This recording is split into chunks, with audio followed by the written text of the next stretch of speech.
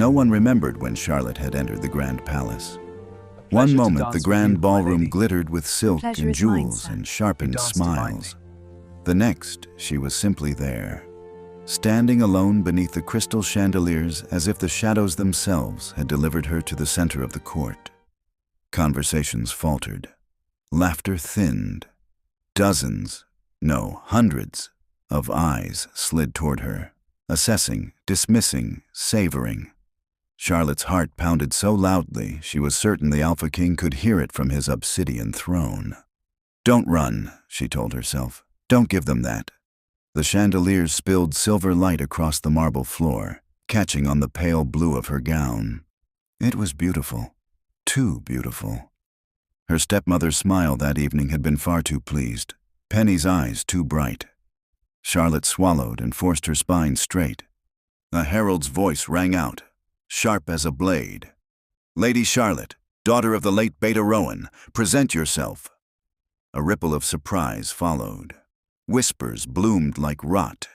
"She still lives. I thought she vanished. Why is she here?" Charlotte moved forward because there was nowhere else to go.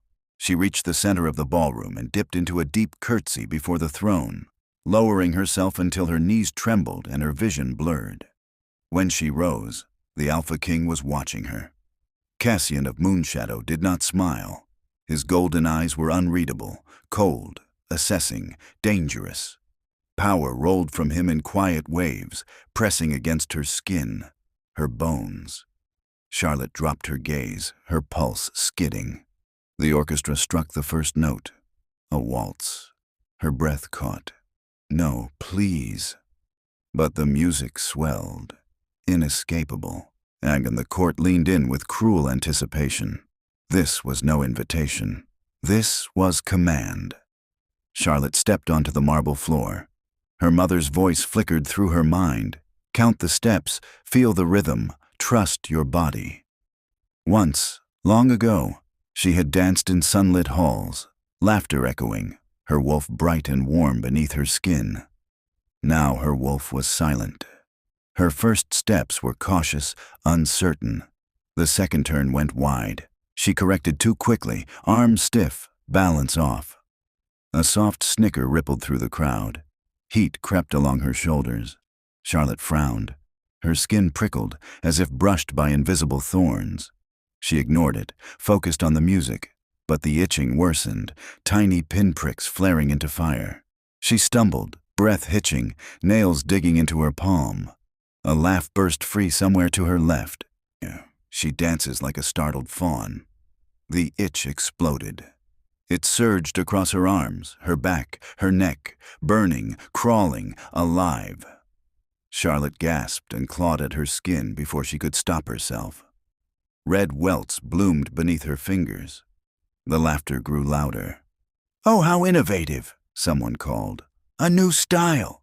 Penny's voice rang clear and sharp. Is this how she plans to catch the Alpha King's eye? Charlotte's vision swam.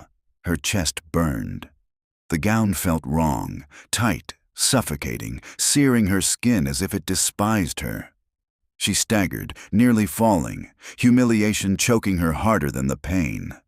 Make it stop. The world tilted. The orchestra faltered. Then the room changed. A pressure swept through the ballroom, heavy, absolute. Laughter died mid-breath. Conversations snapped shut like broken jaws. Alpha King Cassian stood. He descended the steps from his throne with predatory grace, each stride deliberate, controlled fury etched into every line of him. Charlotte barely registered his approach before strong hands seized her shoulders. The gown tore. Fabric ripped away from her burning skin, cool air rushing in. In the same motion, Cassian shrugged off his heavy black cloak and wrapped it around her, swallowing her small frame in darkness and warmth. The scent of him, cedar, rain-soaked earth, something wild, flooded her senses. Gasps echoed through the hall. Cassian lifted her effortlessly into his arms. Charlotte's fingers curled weakly into the cloak as fever crashed through her veins. She dared one glance up at him. His jaw was clenched, eyes blazing, not with disgust, not with amusement, but something far more dangerous: rage. "For my court to mock a suffering wolf," Cassian said, his voice low and lethal, "is a disgrace I will not forget." Silence reigned. As darkness closed in, Charlotte felt herself pressed closer to his chest, shielded from every staring eye. The last thought she had before unconsciousness claimed her was not of pain or shame. It was of one impossible question: why did the king save her when no one else ever had? Darkness did not come gently. It ebbed and surged like a restless tide, pulling Charlotte up only to drag her under again. Heat coiled through her veins, fierce and unrelenting, while cool fingers brushed her temples, her wrists, her throat. Bitter smoke stung her nose. Herbs, sharp, acrid, unfamiliar. She groaned softly. "Still fevered," a voice muttered. "Female, impatient." "As expected," another replied. "These theatrics always linger." Charlotte forced her eyes open. The ceiling above her was unfamiliar. Arched stone, etched with crescent runes that glowed faintly blue. She lay on a narrow bed draped in dark linens, the Alpha King's cloak folded over her like a second skin. Its weight was grounding, even as her body trembled beneath it. "I didn't imagine it," she thought hazily. "He really did." "Awake," someone said, sharp as a snapped twig. Charlotte's gaze slid toward the sound.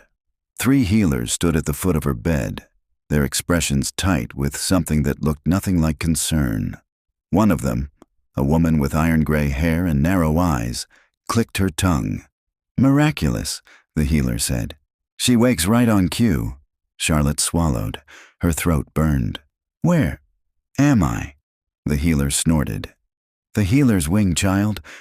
Where else would you be after such a performance?" Performance. The word cut deeper than the fever. I don't remember," Charlotte began. "Convenient," another healer murmured. "Pretending not to remember is often the first trick."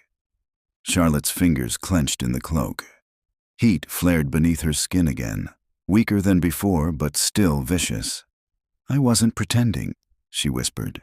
"Something was wrong with the dress." The gray-haired healer leaned closer, eyes sharp. "Careful. Accusations are dangerous things for someone in your position." Footsteps sounded beyond the curtain. Every healer straightened instantly. The air shifted. Charlotte didn't need to look to know who it was. Alpha King Cassian entered the chamber like a storm held barely in check.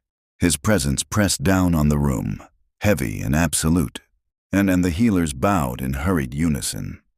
Cassian's gaze went first to Charlotte. Not soft, not cruel. Searching. "Report," he said. The chief healer gestured toward Charlotte without looking at her. "The fever is receding. The irritation should fade fully by dawn. Likely uneasiness. Nerves, perhaps." Cassian's jaw tightened. Uneasiness does not shred skin. The healer stiffened but said nothing. Cassian turned and held up something in his hand. Charlotte's breath hitched. Her gown, or what remained of it. The fabric was torn and blackened in places, the silk warped as though scorched. Cassian let it unfurl slightly, his fingers careful, controlled. "You will examine this," he said, his voice low. "Every thread, every stitch. You will tell me what touched her skin." "Yes, Your Majesty," the healer said quickly. Cassian's golden eyes darkened. "Do not return without proof." For the first time since entering, he looked directly at Charlotte. Their gazes locked. Something unreadable flickered across his face. Curiosity, doubt, calculation. Charlotte's chest tightened. She wanted to speak, to explain, to beg him to believe her, but the words tangled uselessly behind her teeth. Then Cassian turned away. The weight of his attention vanished as abruptly as it had come, leaving the room colder in its absence. The curtain fell shut behind him. Silence lingered. The chief healer scoffed. Such trouble over a girl who knows exactly how to draw attention. Another healer crossed her arms. Manipulative, if you ask me. Weak wolves often are. Charlotte stared at the ceiling, blinking rapidly as tears slipped sideways into her hair. So this was what protection looked like. Not kindness, not trust. A shield raised out of obligation, while blades waited just beneath the surface. When the healers finally left, their whispers followed them out like poison smoke. Charlotte was alone again, wrapped in a king's cloak that smelled of safety she did not truly possess. She pressed her hand to her chest. Her wolf did not answer. Charlotte turned her face into the fabric and let the tears come, silent, careful, practiced. She had learned long ago that crying too loudly only invited more pain. The Alpha King had saved her from the floor. But salvation, she was beginning to understand, came with conditions, and trust was not one of them. Charlotte learned the sound of silence the day her father died. It was not the absence of noise that struck her. It was the wrongness of it. The manor still creaked and breathed. Servants still moved through halls. Fires still crackled in hearths. But beneath it all, something essential was gone. Her wolf. The moment the news arrived, bloodied armor, bowed heads, murmured words of honor, something inside Charlotte had recoiled. Where her wolf had once stirred with warmth and strength, there was now only emptiness. No answering pulse, no instinctive growl, just a hollow ache, as if a door had slammed shut and been sealed forever. They buried her father beneath the old ash trees. Her stepmother did not cry. She wore black silk and a smile thin as wire, accepting condolences with practiced grace. Penny clung to her side, eyes red but sharp, already watching Charlotte as if measuring how much space she could take now that the shield was gone. It did not take long for the house to change. At first, it was subtle. Charlotte was asked to eat later, then alone. Her rooms were moved farther from the main wing. Temporary, her stepmother said. Servants stopped meeting her eyes. Her lessons were quietly canceled. Grief was a luxury she was not allowed. When Charlotte's wolf did not awaken on her 16th birthday, the whispers began. Broken. Blood runs thin. Beta's daughter, yet no wolf. Her stepmother's disappointment curdled into something sharper. You will contribute, she said one morning, handing Charlotte a bucket and cloth. Since you are determined to be useless in every other way. Scrubbing floors became Charlotte's world. Her stone tore at her hands until they bled. Cold water numbed her fingers until she could no longer feel them. She learned to work silently, efficiently, never too slow, never too fast. Mistakes earned slaps. Questions earned worse. Penny made sure of that. Her stepsister discovered early how much pleasure there was in power. She tripped Charlotte while passing, spilled wine on freshly cleaned floors, laughed when Charlotte was punished for it. Penny's words were daggers disguised as jokes. Careful, she'd say sweetly. If you bend any lower, people might forget you're even here. And they did. Invitations stopped coming. Charlotte's name faded from conversations. When nobles asked after the late Beta's daughter, her stepmother smiled indulgently. Oh, Charlotte, she'd say. She didn't adjust well after her father's passing. Best not dwell on sad things. Vanished. That was the word Charlotte overheard once, whispered between visiting ladies in the garden. Vanished. As if she had chosen it. As if she had not been carefully erased. One cruelty at a time. At night, Charlotte curled on her narrow bed and whispered into the dark. Please, she begged the emptiness inside her. Please come back. Sometimes she thought she felt something, a flicker, a breath, but it never answered. Eventually, she learned to stop calling. Survival required quiet. So she made herself small. She memorized the creak of every stair, the moods of every servant, the hours when Penny was most bored and therefore most dangerous. She learned when to disappear into shadows, how to endure hunger without complaint, how to cry without sound. Invisibility became armor by the time the Alpha King announced his ball. Charlotte had not stood in a ballroom in years. When her stepmother summoned her that morning, eyes gleaming with something close to delight, Charlotte felt only dread. The gown had been laid out waiting. "Consider this a gift," her stepmother said. "You should be grateful. After all, it's not every day forgotten girls are allowed into palaces." Penny smiled too widely. "Try not to embarrass us." Charlotte had thanked them. That was the most dangerous part.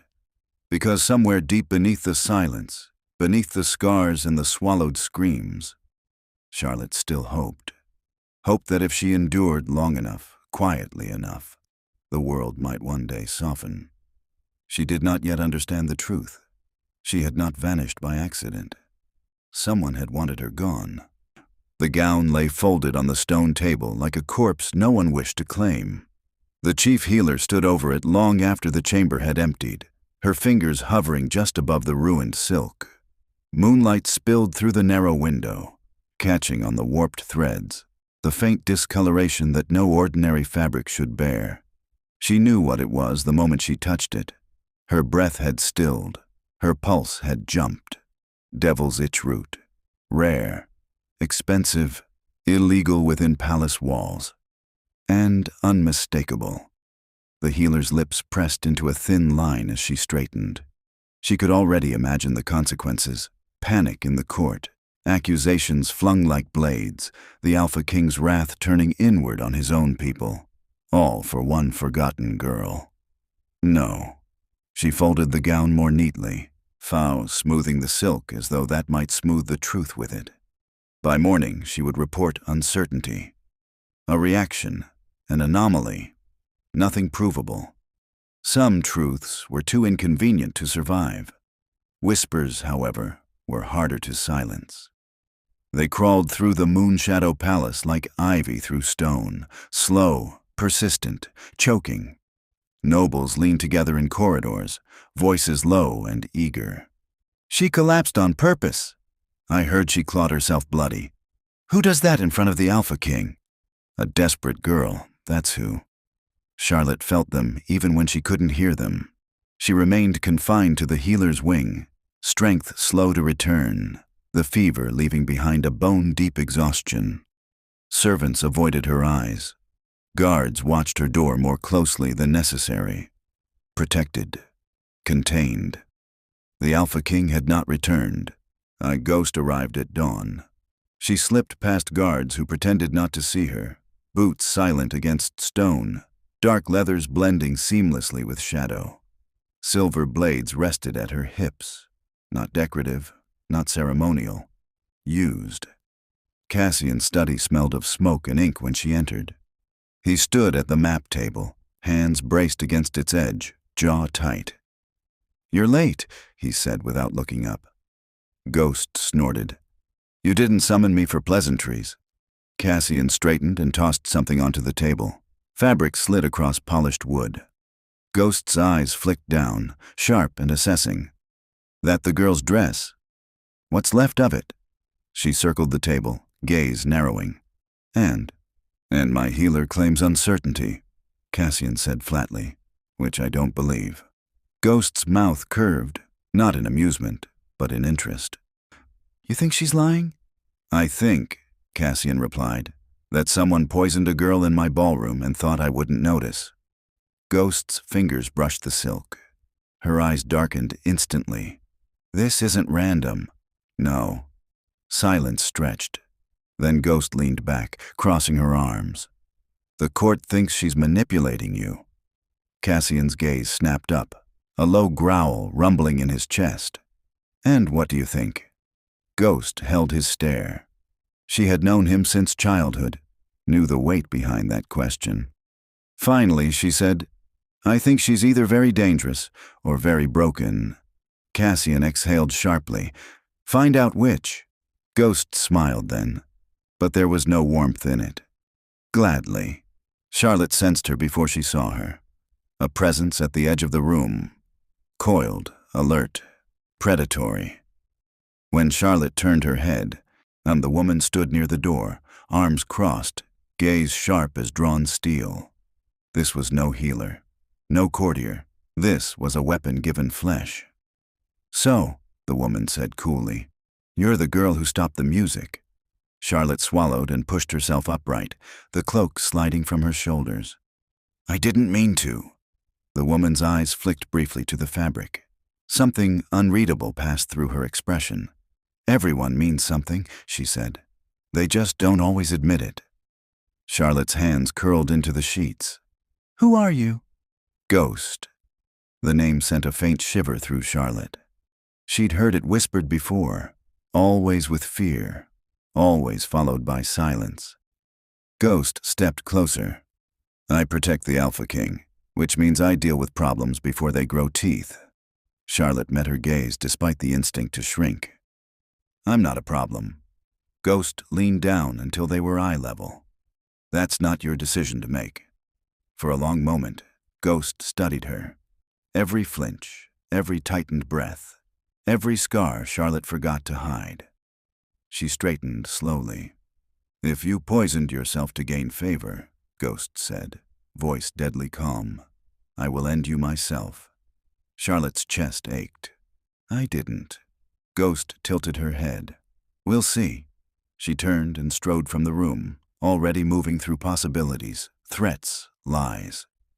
Behind her, Charlotte sagged back against the pillows, heart hammering. For the first time since the ball, fear sharpened into something else. Because Ghost would uncover the truth, and if Charlotte was lying, no cloak, no crown, no king would save her. Ghost did not return the next day, nor the day after that. Charlotte learned quickly that waiting was its own form of cruelty. She was allowed to leave the bed, but not the wing. The guards outside her door never spoke. Servants delivered food with eyes carefully lowered, as though looking at her too long might invite punishment. The whispers continued, murmurs slipping through stone and curtain alike, pressing in until even breathing felt loud. Then, on the third night, Ghost came. She appeared without announcement, standing in the doorway as if she had always been there. The candlelight caught on the silver of her blades, the dark leather of her armor. Her expression was flat, unreadable. "Get up," Ghost said. Charlotte flinched instinctively but obeyed, sliding from the bed to her feet. Her legs trembled. She locked her knees to keep from showing it. Ghost circled her slowly. "Look at me," she ordered. Charlotte lifted her chin. Ghost's gaze was merciless. She studied Charlotte the way a hunter studied prey, tracking breath, posture, heartbeat. Every movement Charlotte made was catalogued, weighed, judged. "You grew up in a noble house," Ghost said. "You know court games. You know how desperation makes people reckless." Charlotte's throat tightened. "I didn't plan any of this." Ghost stopped in front of her. "Then why were you at the center of the ballroom?" "I was summoned." "And why didn't you refuse?" Charlotte stared at the floor. "Refusal wasn't permitted." Ghost scoffed softly. "Everyone has a choice." Not everyone, Charlotte thought, but she didn't say it. Ghost stepped closer. "Did your stepmother give you the gown?" "Yes." "Did you alter it?" "No." "Did you know it would cause a reaction?" "No." The questions came faster then, sharper. "Did you want the king's attention?" "No." "Did you expect him to intervene?" "No." "Did you enjoy the silence when he carried you out?" "No." Ghost's eyes narrowed. "You're lying." Charlotte's breath hitched. "I'm not." Ghost leaned in until Charlotte could feel the heat of her presence. "Say it again." "I'm not," Charlotte whispered. Ghost straightened abruptly and turned away. "You're either the worst liar I've ever seen," she said coolly, "or you're far more dangerous than you appear." Charlotte's composure finally cracked. Her shoulders sagged. Her hands curled uselessly at her sides. "I don't want to be here," she said, voice shaking. "I don't want anyone's attention. I just want it to stop." Ghost glanced back, irritation flickering. "Stop what?" Charlotte laughed, a thin, broken sound. "Everything." Silence fell heavy between them. Ghost studied her for a long moment, then gestured toward the door. "Stay in your room tonight." as if she had a choice. Ghost left without another word. That night, Charlotte couldn't sleep. The moon crept high, pale and cold beyond the narrow window. Her body ached, not from fever now, but from old hurt stirred too close to the surface. Eventually, she slid from the bed and sank to the floor, back against the wall. She hugged her knees to her chest. "I tried," she whispered into the quiet. "I really did." Her voice sounded small in the dark. She closed her eyes and reached inward, onto the place that had been empty for so long it hurt to touch. "Please," she begged, not to anyone listening, but to the silence itself. "I don't know how to do this alone anymore." No answer came. Her chest tightened. Tears slipped free, hot and relentless. She pressed her forehead to the stone. "I'm still here," she murmured. "I didn't disappear. You don't have to hide." Her fingers dug into her sleeves as if she could anchor something, anything, before it slipped away again. "I need you," Charlotte whispered. "Even if you're angry, even if you're scared." Her breath hitched. "Please." Unseen in the doorway, Ghost froze. She had returned silently, intending to watch, to listen, to catch Charlotte in the act of deception. Instead, she found a girl curled on the floor, whispering into emptiness like a prayer long denied. A Ghost stayed where she was. She watched Charlotte rock slightly, heard the way her voice broke. Not theatrically, not loudly, but with the quiet devastation of someone who had learned that no one came when she cried. This was not manipulation. This was grief ground down into habit. Ghost's jaw tightened. Something uncomfortable stirred in her chest. Slowly, she stepped forward. Charlotte startled, scrambling back against the wall, wiping at her face. I'm sorry, I didn't hear you." Ghost crouched in front of her. For the first time, her voice was not sharp. "Who were you talking to?" Charlotte hesitated, then laughed weakly. "No one." Ghost waited. "My wolf," Charlotte admitted softly. "She hasn't answered since my father died." Ghost's gaze softened despite herself. "How long?" she asked. "Why, years." Silence stretched between them, no longer cruel, but fragile. Ghost exhaled slowly and straightened. "You're not pretending," she said at last. Charlotte looked up, startled. "You're surviving," Ghost continued, voice low. "Barely, but you are." Something inside Charlotte shattered. Not painfully, but like a door cracking open at last. Ghost turned away, blades whispering at her sides. "Get some rest," she said gruffly. "Tomorrow, we start differently." As she left, Charlotte pressed her hand to her chest, heart racing. For the first time in a very long while, someone had looked at her and seen the truth. Ghost did not ask for permission. The first night she took Charlotte from the healer's wing, the moon was thin and sharp as a blade. While Charlotte barely had time to pull on boots before Ghost was already moving down torchlit corridors, her stride long and purposeful. "Where are we going?" Charlotte asked, breathless as she hurried to keep up. "Somewhere you won't be watched," Ghost replied, "and somewhere you can fall without an audience." They emerged into an abandoned training yard, half swallowed by ivy and shadow. Cracked stone circled a bare patch of earth, the air smelling of damp soil and old iron. No guards, no servants, just moonlight and silence. Ghost turned to face her. "Stand," Charlotte did. "Good," Ghost said. "That's the last easy thing you'll do tonight." The first lesson was balance. Ghost knocked Charlotte flat on her back without warning. Charlotte gasped, staring up at the sky as pain bloomed across her shoulders. I wasn't ready." Ghost offered no hand. "Neither is anyone when they're attacked." Charlotte forced herself up, cheeks burning. She planted her feet as Ghost had shown her, knees loose, weight centered. Ghost circled her. Again. This time Charlotte saw the movement. She shifted, too slow, but not helplessly. She stumbled instead of falling. Ghost nodded once. "Better." They trained until Charlotte's limbs trembled and her lungs burned. Ghost corrected her stance with sharp taps, barked commands that left no room for doubt. Feel the ground. Stop apologizing. Again.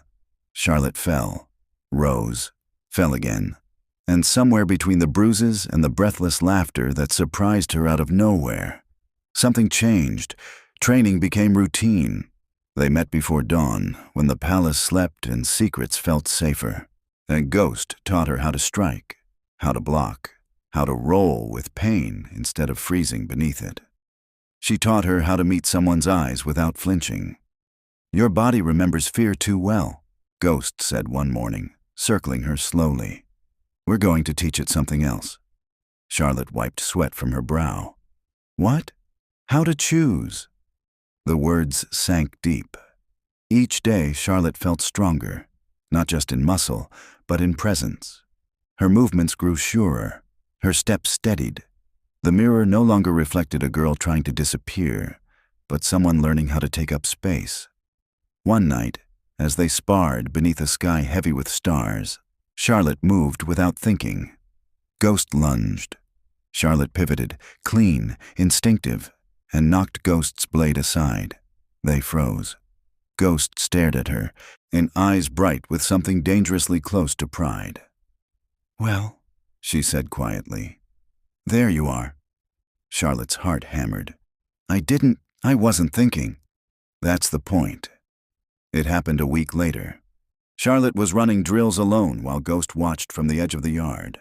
Her muscles burned, sweat slicking her skin. She inhaled deeply, grounding herself the way Ghost had taught her. And then, a flicker. Warmth unfurled in her chest. Sudden and startling. Not pain, not emptiness, recognition. Charlotte staggered, hand flying to her sternum. "Ghost!" The world sharpened, her senses flared, night air rich with scent, the earth alive beneath her bare feet, Ghost's presence bright and solid before her. A low hum vibrated through her bones. "Hello," something whispered, not in words, but in feeling. Charlotte dropped to her knees, breath shuddering. Tears spilled freely, but she was smiling. I feel her," she breathed. She's still here." Ghost crossed the yard in 3 strides and knelt in front of her, gripping her shoulders. "Easy," she said firmly. "Let it come. Don't chase it." Charlotte nodded, focusing inward. The warmth didn't vanish. It coiled gently instead, settling like an ember rather than a flame. Alive. Ghost released a breath she hadn't realized she was holding. "Your wolf didn't leave," she said quietly. "She went quiet to survive." Charlotte laughed softly through her tears. "Like me." Ghost's mouth twitched. "Exactly like you." From that night on, everything changed. Charlotte's confidence bled into the rest of her life. She walked the palace halls with her head higher, her steps purposeful.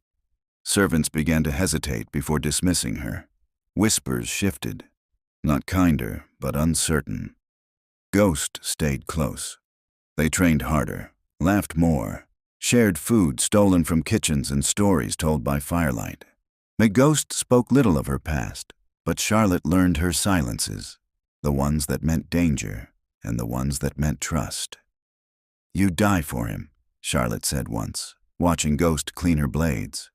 Ghost didn't deny it. "I'd kill for him first." Charlotte hesitated. "Would you die for me?" Ghost looked up slowly. "If you give me reason," she said, then added, "You're getting there." Charlotte smiled. Something fierce had taken root between them, something unbreakable. And deep inside Charlotte, her wolf stirred again. Not wounded, not weak, but watchful and ready. What woke within her was no longer a ghost. It was a survivor learning how to bare her teeth. Cassian noticed the change before anyone else dared to speak of it. Charlotte no longer moved like someone waiting to be struck. From the upper balcony of the council hall, and he watched her cross the marble floor beside Ghost, her steps quiet but assured, shoulders squared, gaze lifted. She wore no jewels, no finery, only simple dark fabric suited for training. but she carried herself as though the space belonged to her. Murmurs rippled through the gathered nobles. Cassian let them. "She's grown bold," one counselor muttered. "Dangerously so," another replied. "A servant's daughter playing at strength." Cassian rose. The sound cut through the chamber like a blade through silk. Silence followed instantly. "She is under my protection," Cassian said, voice calm and absolute. "Any further speculation regarding her place in this palace will be considered a challenge to my authority." The air thickened. Several nobles bowed hastily. Others swallowed their protests whole. No one spoke again. And from across the hall, Charlotte glanced up. Their eyes met. Just for a heartbeat. Something tightened low in Cassian's chest, sharp, possessive, unwelcome in its intensity. He looked away first, jaw clenched. This was dangerous. He told himself it was duty. That was easier than admitting he waited for her presence the way the night waited for the moon. Cassian saw her in places she never noticed him. Training yards at dawn, shadowed corridors after council sessions, the edge of gatherings where she once would have faded entirely into the walls. She laughed now, not loudly, not freely, but genuinely, especially with Ghost. That bothered him more than it should have. "She's changing," Ghost said one evening, joining him on the battlements without invitation. Cassian did not look at her. "I'm aware." "She's stronger," Ghost continued. "More grounded. Her wolf is stirring." Cassian's grip tightened on the stone. "You're certain?" Ghost nodded. "She's no threat." Cassian exhaled slowly. "That's not what concerns me." Ghost studied him sidelong, then smirked. "You always were terrible at lying to yourself." Cassian shot her a warning look. She only laughed and vanished back into the shadows, leaving the truth behind like a blade stuck between his ribs. Their first real conversation happened by accident. Charlotte turned a corner too quickly, arms full of folded linens, and collided squarely with him. The impact was slight, but the effect was not. Her breath hitched. His hand shot out instinctively, gripping her waist to steady her. Heat flared where they touched, sharp and electric. For a split second, the world narrowed. Charlotte froze, eyes wide, her pulse a frantic flutter beneath his palm. Your Majesty," she began, trying to step back. Cassian didn't let go immediately. Something ancient stirred beneath his skin. His wolf surged forward, alert, possessive, recognizing something his mind had not yet allowed. "Are you injured?" he asked quietly. Charlotte shook her head, swallowing. "No." Their gazes locked. Too long. Cassian released her abruptly, stepping back as though burned. "Be careful," he said gruffly. "The palace is unforgiving." She nodded, cheeks flushed, and hurried away. Cassian stood there long after she was gone, heart pounding, the echo of her presence lingering like a challenge. After that, it became harder to pretend. A brush of fingers when she handed him a cup. A shared silence beneath moonlight. A quiet moment when he found her watching the stars, expression soft, unguarded.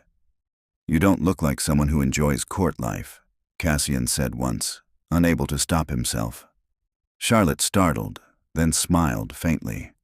"I don't enjoy being watched." The words struck deeper than she knew.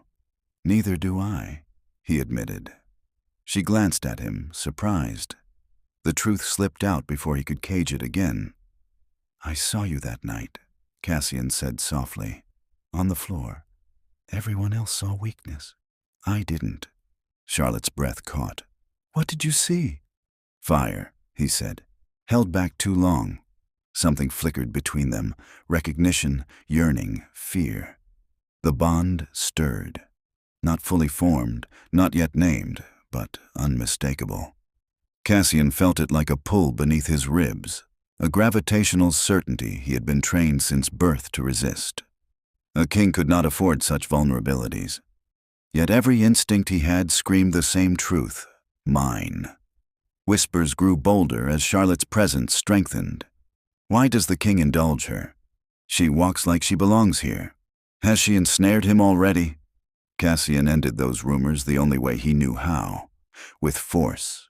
The next noble who sneered openly found himself pinned beneath Cassian's growl, the Alpha King's power roaring through the hall. Speak her name with respect, Cassian warned, eyes glowing gold. Or not at all. Fear followed in his wake. Charlotte watched from the edge of the room, stunned. Later, when she confronted him in a quiet corridor, her voice trembled. You didn't have to do that. Yes, Cassian replied without hesitation. I did. She searched his face. Why? Because the thought of you broken again is unbearable. He did not say it. Instead, he said, because I will not allow injustice in my court. Charlotte nodded slowly, but her eyes lingered, searching, sensing the truth he refused to give voice to. As she walked away, Cassian turned toward the window, fists clenched, heart racing. The mate bond was no longer a whisper. It was a promise. And whether he wished it or not, the King of Moonshadow was already choosing her. Charlotte did not wait for permission. The decision settled in her bones the moment she woke from a restless sleep, heart pounding with a certainty that frightened her more than fear ever had. If she remained silent, the truth would be buried, smoothed over by polite lies and cautious omissions until it no longer mattered. Until she no longer mattered. Her wolf stirred, not violently, but with a low, insistent presence, awake, alert, ready. No more, Charlotte thought. She dressed simply, braiding her hair back from her face the way Ghost had taught her. Each movement was deliberate. When she stepped into the corridor, the guards straightened instinctively, startled by the steadiness in her gaze. I need to see the chief healer, Charlotte said. They hesitated. I'll take responsibility. She added quietly. That did it. The healer's private chamber smelled of dried herbs and old parchment. The chief healer looked up from her work, irritation flashing briefly across her features before smoothing into polite disdain. You should be resting, she said coolly. Your recovery is no longer your concern, Charlotte replied. The healer stiffened. Excuse me? Charlotte stepped fully into the room and closed the door behind her. The click echoed louder than it should have. I know about the gown, Charlotte said. I know what was used on it. The healer's eyes flicked, just once, to the locked cabinet at the far wall. Charlotte noticed. You're mistaken, the healer said sharply. You suffered a reaction, nothing more. Charlotte took another step forward. Her wolf surged.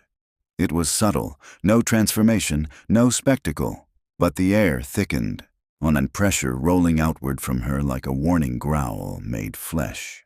Her senses sharpened. She could hear the healer's heartbeat accelerate, smell fear beneath the herbs. Devil's itch root, Charlotte said calmly. Rare, illegal, causes escalating irritation and fever when it touches shifter skin. The healer's composure cracked. You don't know what you're talking about, she snapped, though her voice wavered. Charlotte smiled and bared her teeth.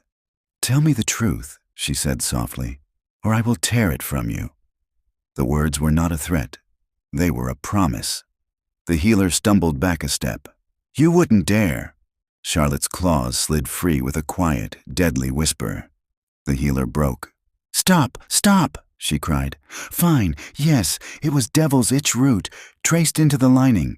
Enough to humiliate, not kill. Charlotte's chest burned, but she did not interrupt. Who? She demanded. The healer sagged against the table. Your stepsister, Penny, and her mother, they paid well, insisted it be subtle, public, but survivable. Survivable? Charlotte laughed once, sharply. You knew, she said. And you said nothing.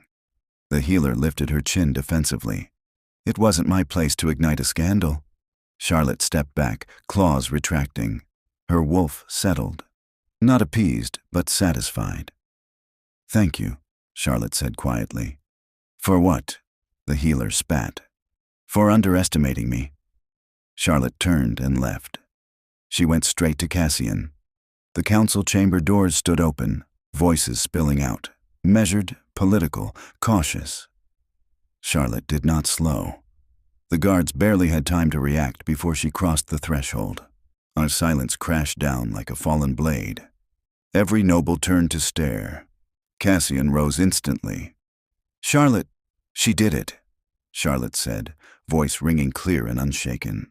"My stepsister and her mother. The gown was laced with devil's itch root." Gasps erupted. Cassian's eyes burned gold. "Who told you this?" "The chief healer," Charlotte replied, after she realized I would not be dismissed again. The healer was dragged in moments later, pale and shaking, confession tumbling from her lips under Cassian's cold stare. The court dissolved into chaos. Charlotte stood at its center, marble cold beneath her boots, the vaulted ceiling soaring above like the judgment of the gods themselves. Torches flickered along the walls, their flames bending inward as if drawn to the tension coiled in the room, and across from her stood Penny and her mother. They did not look triumphant now. Penny's face was pale beneath its powder, her lips trembling despite the rigid lift of her chin. Her mother stood straighter, spine locked in defiance, but her eyes darted, calculating exits that no longer existed. Her wolf rose with her, no longer silent, no longer hiding, not raging, but steady, present.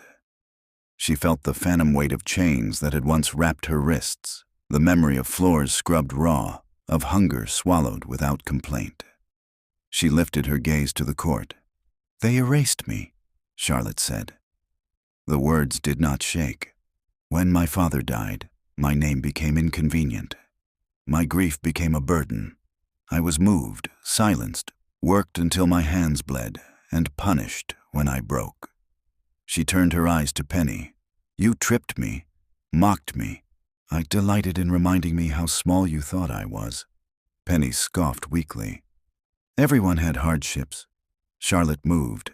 In a blink, she crossed the space between them. Her claws flashed. Penny screamed as Charlotte's hand slammed her into the marble pillar behind her, claws sinking into her shoulder, not deep enough to kill, but deep enough to teach. Gasps tore through the hall. Charlotte leaned in close, voice low and lethal. "You do not get to compare your boredom to my survival." She released her. Penny collapsed to the floor, sobbing, clutching her shoulder as blood stained silk. Charlotte turned to her stepmother. "You starved me. You told the world I vanished," Charlotte said. You laced my gown with devil's itch root so I would break in front of the court, so no one would ever question why I deserved to disappear." Her stepmother laughed, brittle and sharp. "You were weak," she spat. "You still are. A broken wolf pretending its strength." The growl that tore from Charlotte's chest was not human. It rolled through the hall, vibrating stone and bone alike. Her eyes flashed, wolf light igniting them from within. "I lived," Charlotte said, "despite you." The court stared, no longer amused, no longer skeptical. A girl they had forgotten stood before them, unbroken and blazing. Cassian rose. Power surged with him, a presence so immense it forced nobles to bow whether they wished to or not. He descended the steps of the throne, slowly, deliberately, until he stood at Charlotte's side. He did not look at Penny. He did not look at her mother. He looked at Charlotte. "You were harmed in my court," he said, voice carrying to every corner.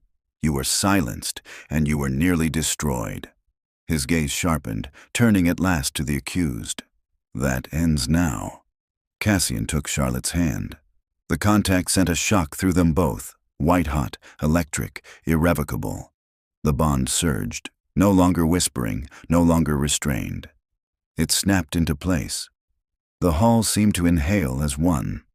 "Charlotte," Cassian said, his voice no longer only a king's but a mate's, "is mine." Gasps erupted. "She stands under my protection," he continued, power rolling outward in a crushing wave. "Not as a ward, not as a curiosity."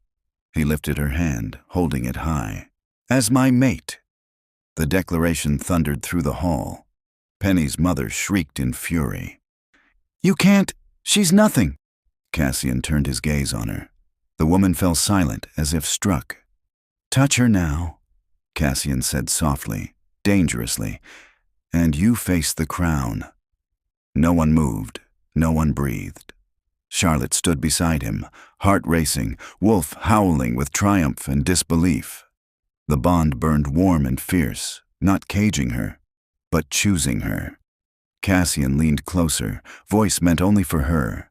You are no one's victim, he murmured, and you will never stand alone again. Tears blurred her vision, but she did not bow. She lifted her chin. The girl they tried to break was gone.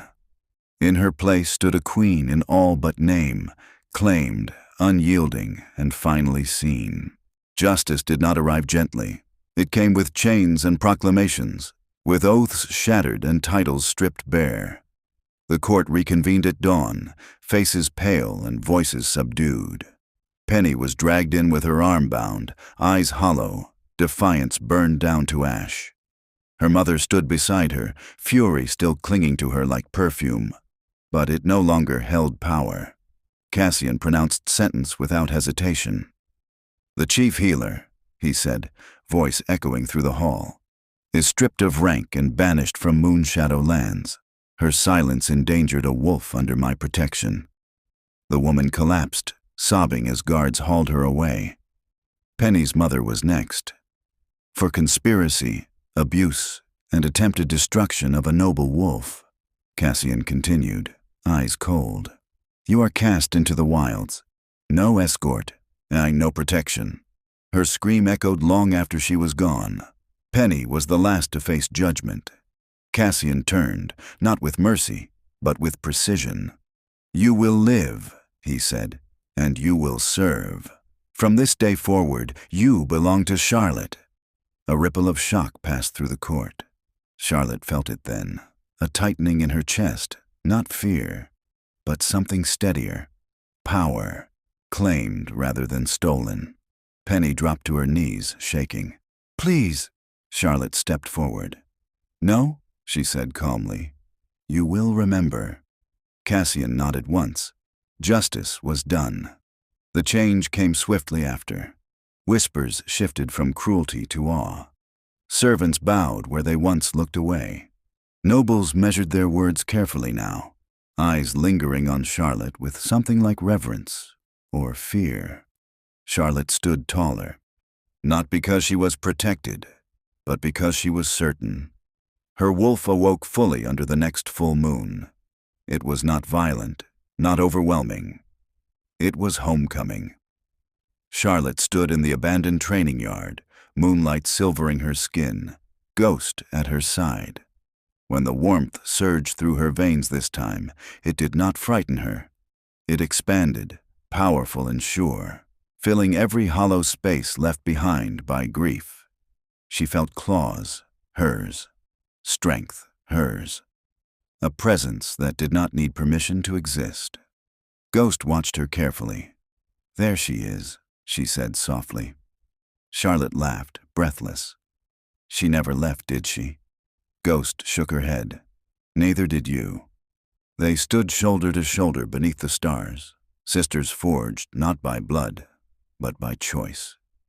Ghost clasped Charlotte's forearm in a warrior's grip, respectful, unwavering. You don't need a shadow anymore, Ghost said. But you'll always have one if you want it. Charlotte squeezed back. I don't walk alone anymore. Ghost smirked. Damn right. Cassian waited for her on the balcony overlooking the valley. The wind tugged at his dark cloak as Charlotte approached, heart steady, wolf calm and alert beneath her skin. She stopped beside him, their shoulders brushing. No spark of surprise this time, only warmth. You could have ruled by fear, Charlotte said quietly. You chose something harder. Cassian turned to her. So did you. They faced each other, not king and subject, not savior and victim, but equals standing on shared ground. I won't cage you, Cassian said. Not with a crown, not with a bond. Charlotte reached for him first. Their foreheads touched, breath mingling. and the bond humming low and sure between them. Not consuming, not demanding. Just there. "I choose you," Charlotte said. "Not because you saved me, but because you saw me." Cassian's hands framed her face, reverent. "And I choose you," he replied, voice steady. "Because you rose." They kissed beneath the open sky, slow, deliberate, unafraid. The palace felt different after that, lighter, stronger. The kingdom began to change, not through decree, but example. Servants spoke without fear. Wolves, once overlooked, were heard. Power shifted from spectacle to substance. At Cassian's side, Charlotte learned the rhythms of rule, not as ornament, but as force. She listened, she questioned, she remembered what it was to be unseen, and she made damn sure no one vanished again. On the night of the season's turning, Charlotte stood in the grand ballroom once more. But this time, she did not stand alone. Cassian sat beside her on the throne, Ghost at her right. Court assembled in respectful silence. The chandeliers gleamed, the marble shone. But the air held something new. Hope. Charlotte lifted her chin, wolf steady, heart whole. The invisible girl was gone. In her place stood the Queen of the Unbroken, and the kingdom would never forget her name again. And so, the girl the world tried to erase did not simply survive. She rose. From ashes and silence, from cruelty meant to break her, Charlotte became something the court never expected. A queen forged by pain, strengthened by choice, and unafraid to bare her claws when truth demanded it. Moonshadow changed because she did, and the echoes of her story are only just beginning. If this story moved you, if Charlotte's rise stirred something in you, don't let it end here.